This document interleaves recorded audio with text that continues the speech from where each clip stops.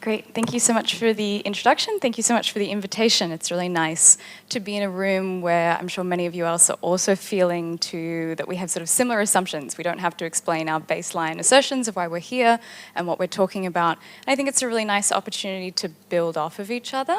I normally don't like going so late in an event. I like getting my presentation done early, but thankfully many of you have actually set up some of the things I'm going to talk about today, so that makes my life a lot easier. So thank you to all the other presenters.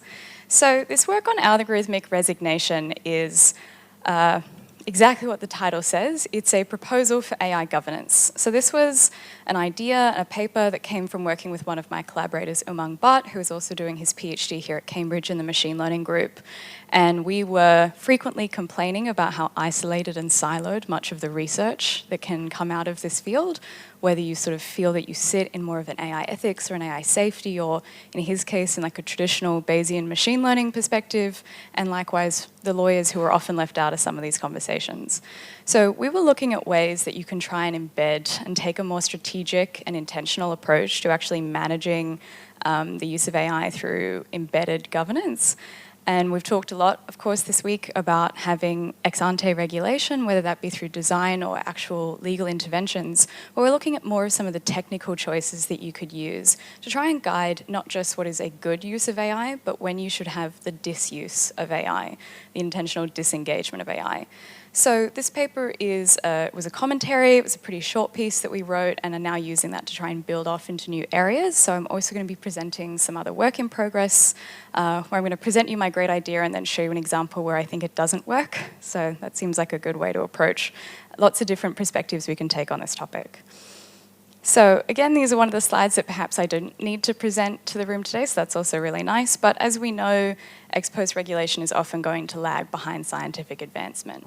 And one of the things that we were looking at with this proposal is not just a focus on regulation, because not only does regulation often lag behind, there are a lot of gaps in the legal issues that we deal with, where there are also, in the context of AI, more instances where we're actually just concerned for a general approach to risks and harms. And this is why I think there's been so much focus on AI ethics and AI governance, because we're looking at issues that don't necessarily need to engage the law, or we don't want to engage the law.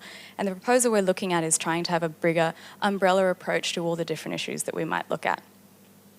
So in particular, we're focused on the interaction between humans and potentially autonomous systems or autonomous agents. And I say question mark. I mean, when we initially wrote this paper, we had the lower court judgment, which found that Tesla was not at all liable for this automated accident that happened in Florida in 2019. Of course, when I went to make my slides, the judgment was handed down last week on appeal. Love how quickly these things are changing. And then in this particular appeal judgment, they found that Tesla was 1/3 responsible for their advertised autonomous system, which was on at the time the driver was driving, but 2/3 responsibility landed with the driver who was distracted and using his phone at the time. Tesla obviously are furious and are planning to appeal that decision again, so who knows, maybe it'll change next time we talk about this. But I think it's an interesting example where we look at the fact that while we are close to, and there's going to be aspects of AI that will be fully autonomous, we really have quite a dominant approach where human oversight, human in the loop, is still a really strong aspect of the use of AI. And so we're looking at the concerns that are raised by the human and AI interaction in autonomous tech. So I think of the scope of human-AI collaboration. I think all of these terms have many different definitions across, again, as I said, like this very broad and varied area of the literature, whether you come from sort of psychology, behavioral economics, computer science, and so on. So I don't know, does anyone feel that they sit at a certain edge of this? So I think like we have on one end of the spectrum, we have people who are particularly opposed to AI, people who really do not want to align their predictions with AI systems, whether they be predicted outputs or LLMs, they feel very distrustful.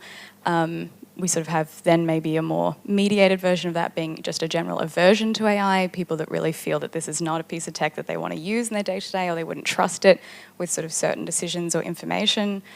And then we have the other end of the spectrum where a lot of people tend to over-rely on AI. And And that might be just as simple as people that like to kind of defer to the AI, just feel like it's easy to go along with an AI prediction, like what we were just talking about, maybe, oh, well, it's probably less biased than I am, so I'm going to align my decisions with AI, or whether you even have something to the extent of like actual rubber stamping, where we're seeing people who are actually not engaging at all with the predictions that are being provided in making certain decisions. So unfortunately, we have a lot of evidence that people do both. I think this is one of the challenges of this field, and perhaps the challenges of this paper, is that it's really hard to predict with any certainty how people will respond to AI outputs, whether that be an LLM output or whether that be an actual like risk score in their assessment that they're providing. It's really difficult to ascertain, even with really interesting empirical evidence that is emerging on how people actually respond. Not just whether they actually approve or reject what the AI provides, but also whether or not their performance would be better or worse with AI assistance or not. And I'll give you some examples of that today. So just before we get into it, to provide a little bit more of like a definition of what we're calling algorithmic resignation, is that we're saying it's a strategic approach for managing the use of AI by embedding governance directly into AI systems, and we're looking at the deliberate and informed disengagement of AI assistance in certain scenarios. And the idea here being to allow organisations to control when and how AI systems are used. So we are by no means the inventors of this concept. I'm sure many of you have either used or seen or read about lots of different examples where AI is being turned off. What we're looking for here is a much broader way to categorise what this type of governance mechanism is. So we're dealing with a whole spectrum of aspects. So that could be anything from what people in AI safety are calling perhaps like a kill switch, all the way through to, we would even include under this the idea of nudging and providing frictions that intervene in people's interaction with AI assistance. We're looking across both LLM output, risk-based outputs, all sort of different AI types of assistance. And here we use organisations, and a lot of the examples we provide are corporate, but I think this can easily apply across lots of different sectors, because we're going to have companies that are allowing the use or even encouraging the use of AI, either by their employees, by their students, by their government workers, law firms, and so on. So we're hoping to have kind of, like, as you can see, quite a broad proposal here, and I hope that we can engage in some of the specifics of where this works and where it might struggle in other ways. The idea here is that we're thinking about ways that we can actually encourage organisations to much more proactively determine what is it that you want your employees to use and to not use. A lot of us have talked about AI and we see risks and we look at harms, and we have a lot of research that's been done on these very broad principles on what we do and don't want to achieve with AI, but being able to provide much more specific instances and then actually implementing a disengagement mechanism could be a really interesting way to engage with this problem more specifically. So to give a bit of an overview, I think we define there are 3 different ways to define or set the terms for an algorithmic resignation. So the first one is something based on system performance. So when AI systems encounter scenarios that are outside their training data, for example, we might have highly uncertain predictions, and resignation could act as a safeguard against displaying those potentially erroneous or at minimum uncertain predictions for someone who's making a decision. This was actually the first example that we thought of in pulling together this proposal. I'm sure some of you have heard of instances of like selective classification and deferral mechanisms in machine learning, where if the uncertainty is below a certain threshold, they'll defer that prediction in the decision system through to a human rather than providing that risk score with a very low uncertainty. So we're hoping that then well-calibrated AI systems can instantiate resignation by ignoring the uncertain predictions in favour of human judgment. But then organisations still do need to make decisions about what is your threshold for the amount of uncertainty you'll tolerate in a decision before whether or not it goes to an automated system or to a human-made system. The next one is we're also thinking about selectivity in the way that we have AI-based decision assistance. So there are examples where we can think about changing the access that people have to AI based on their user experience. And I think this starts to get into more interesting and perhaps more problematic examples, but ones that we should necessarily engage with, because the way that people use AI is really different depending on not just on what it is that they're doing with it, but who they are and why. So resignation might protect certain members of like an organisation who either overestimate their ability to neutrally use AI or overestimate their expertise, or those who might undermine their abilities. And we're hoping that this is a way that resignation can complement rather than reinforce someone's skills. And I'll give you a few examples after this. The final factor we think about is socio-technical context. I think this could even just be supplemented with policy or law, but it's not necessarily either of those.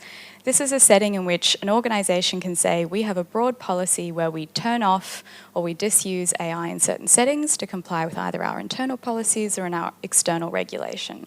So that might be something like professional conduct rules mean that we're going to turn off this type of access or this type of use case.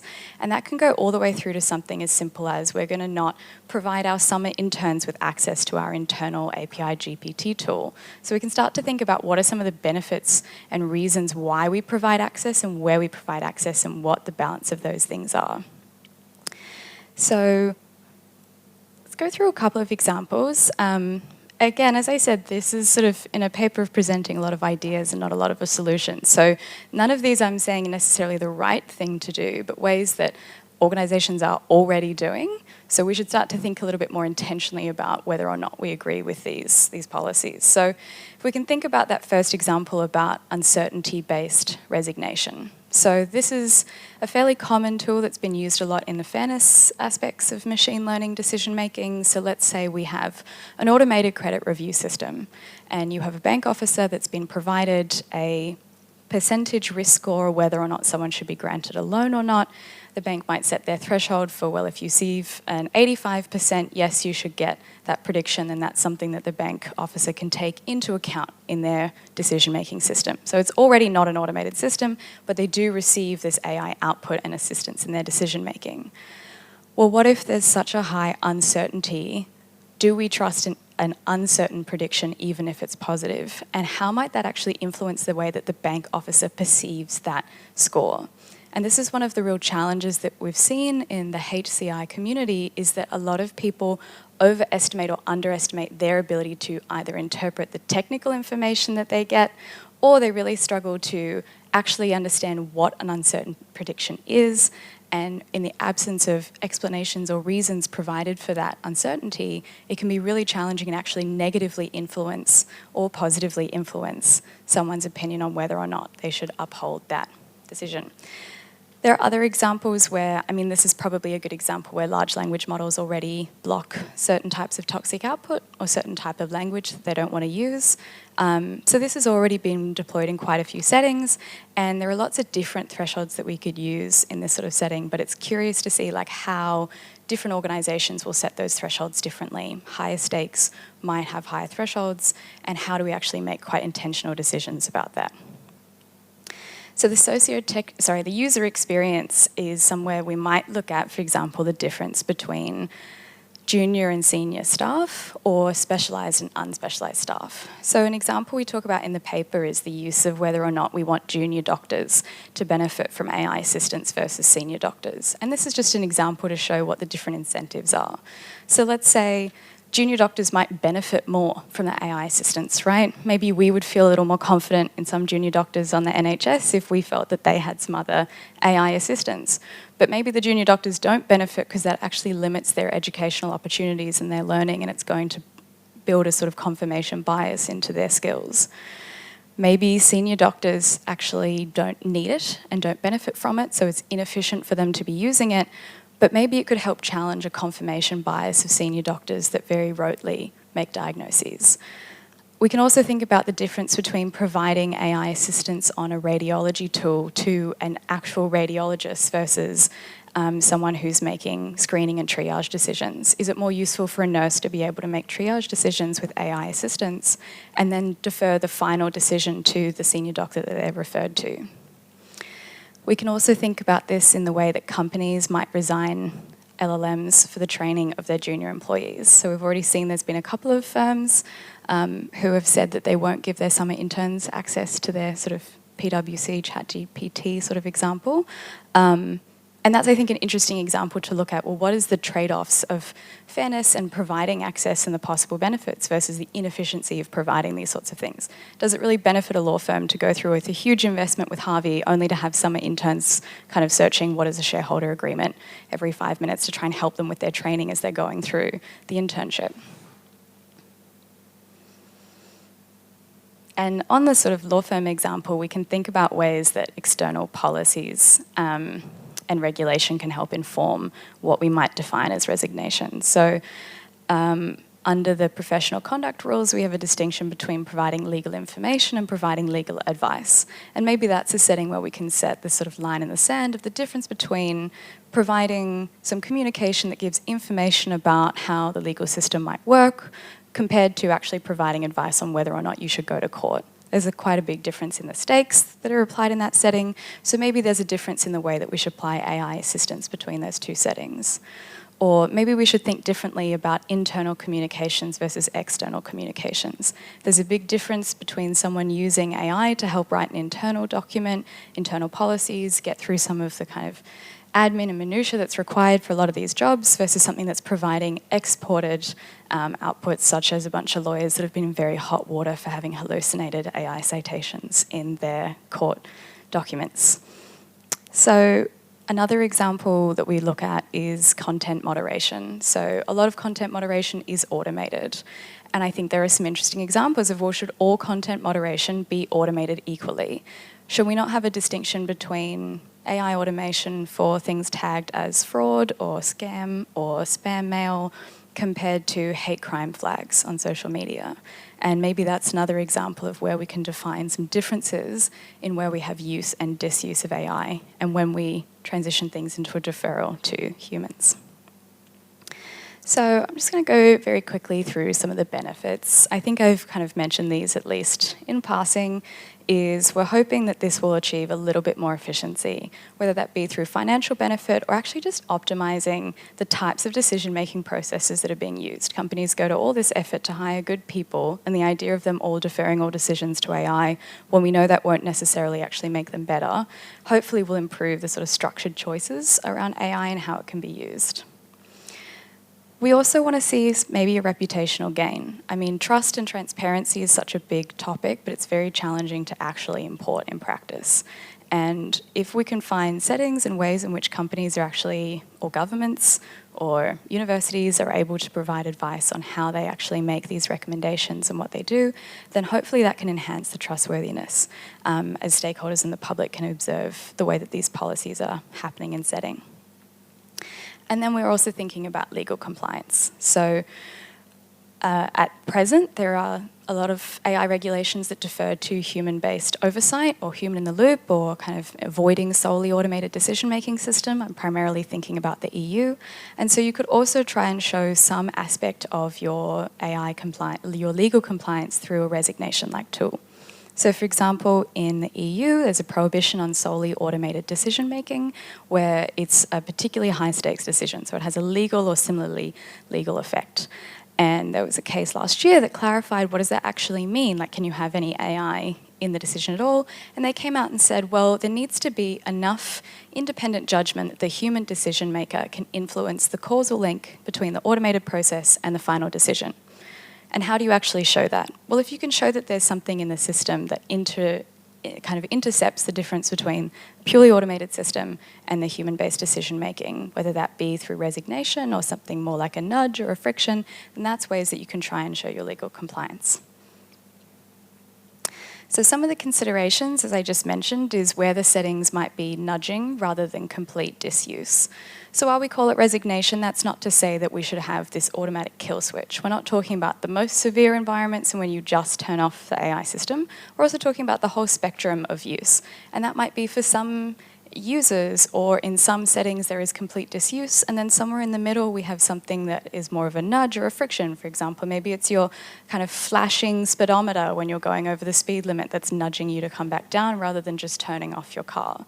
And finding the different spectrums and the thresholds and the lines in the sand that we draw for that type of kind of design or ex-ante design into AI systems, we think is a really interesting way to explore ways to avoid the over-reliance or loafing of AI. We also are going to have stakeholder incentives, and this is going to be, I think, a challenging aspect of employing a solution like this, but also an important way of thinking about the risks of AI governance. So if we go back to our healthcare setting, there's obviously a big difference between how hospitals might favour the use of AI for their efficiency and the way that they try to kind of move people through different departments. It's going to be very different from, well, at least in a US setting, how insurers view the use of AI assistance, whether that results in more or less tests and more, fewer costs for them. And then likewise, how the different boards and educators of medical doctors view the use of AI, and whether or not that's something that they view as going to impede on the required expertise and practice of their doctors. This also is going to depend on the level of engagement. So as we've said, people really engage really differently with AI.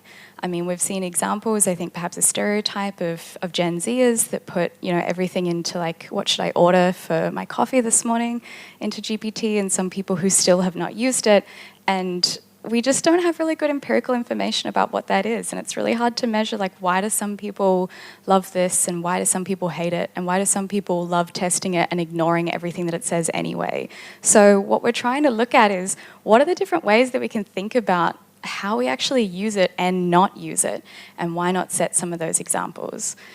So an example that I'm thinking of in particular at the moment, because Cambridge is coming out with some of their advice on how students use GPT, right? And this is not a legal setting, but this is something that we can engage with from like a policy consideration.